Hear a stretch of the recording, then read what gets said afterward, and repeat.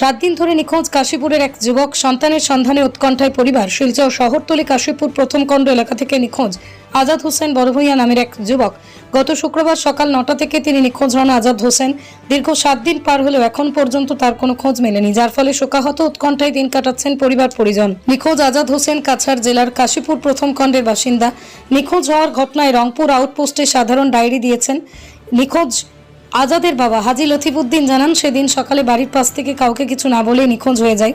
তাই তারা আকুল নয়নে কেঁদে বেড়াচ্ছেন। তাই দয়া করে আপনাদের কাছে অনুরোধ, যদি খুঁজে পান 9401462914 অথবা 9395040110 অথবা 6003465737 নম্বরে যোগাযোগ করে নিকটস্থ থানায় খবর দেওয়ার জন্য। হিফজুর রহমান বড়ভূঁইয়ার রিপোর্ট, বিএম নিউজ 24। আমি কাশীপুর পার্ট 1।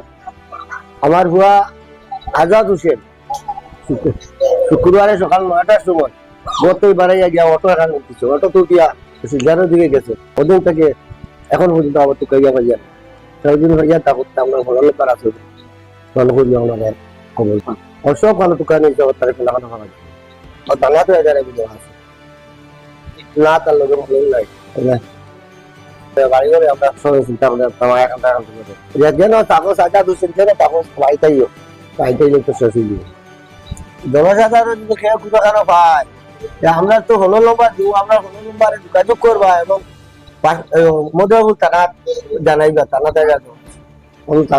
জমা দিবা। শুক্রবারে বারে গেছে আমরা খুব চিন্তা দিতা কান্না করিয়া ডাক্তার আমরা হওয়া কোথা ভাই আমরা নম্বর মন করি কোনটা আপনার আমরা জানছি দাদা আছে চিন্তা করিয়া পানি আর শুক্রবার থেকে তো কইতে পাইছিলাম।